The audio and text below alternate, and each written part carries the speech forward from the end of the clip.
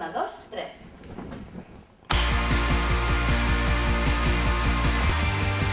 Té l'estudi al barri de Gràcia, a Barcelona. Blanc, coixet per tot arreu. No és puntual i té son. Escull música i el plano que vol per a aquesta entrevista.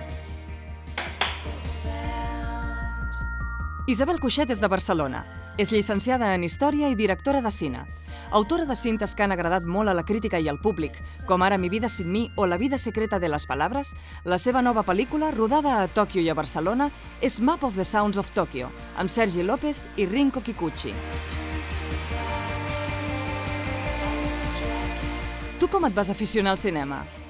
Jo em vaig aficionar sobretot al cinema perquè els meus pares estimaven el cinema i anaven a tots els programes dobles i em portaven amb ells. I el meu pare sempre deia el meu amic Anthony Quinn, el meu amic Marlon Brando, i jo pensava que eren realment amics seus, no? Per la comunió et van regalar una Super 8. Què vas gravar primer? Vam anar a passar una Setmana Santa amb els meus pares a Calanda i evidentment vaig insistir perquè anéssim a Calanda perquè d'on havia nacido Luis Buñuel.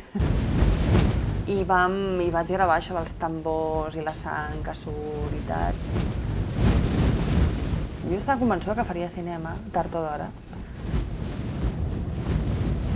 Digue'm una vegada que fossis en el lloc adequat, en el moment oportú, i que això et marqués la vida.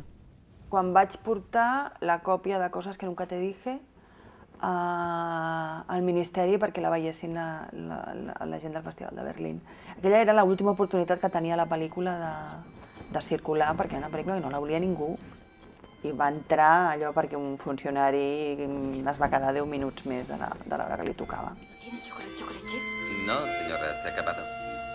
Pruebe el cappuccino con motion, es muy bueno. Has fet molta publicitat. No et sap greu donar tant de talent a una marca? Jo he après moltes coses de la publicitat. Crec que les he après bé. ¿Por qué usas Evax Fina y Segura? Porque como es tanta... Em rebenta molt quan diuen no, és que el teu cine és publicitari, això és mentida. A cap crítica de cap altre país del món, mai, però és que ni a Japó, ni a Xina, ni a Austràlia, ni als Estats Units, ningú, absolutament ningú, ha dit res excepte aquí, els 4 desgraciats que ho saben, no? Que és com, otra vez... Tu t'imagines que tenir un fill que té que vol ser crític? De veritat, jo el mato. Prefereixo que sigui pianista en el bordel. Has canviat molt durant els 20 anys que fa que et dediques al cinema? Hi ha una cosa que sempre em passa, que és el dia abans de començar un rodatge, m'aixeco i el que vull és fugir. Començo a buscar-me excusa, em posaré malalta i suspendré el rodatge i començo a paranoiar-me amb això. Després a la tarda ja se'm passa. Per què et vendries la teva ànima al diable?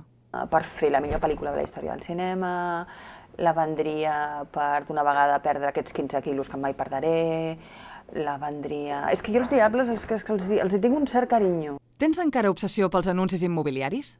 Jo m'imagino. Jo és que per un moment tinc un flash i em veig allà com què faria amb el balconet, quines plantes posaria. Per un moment estàs vivint una altra vida.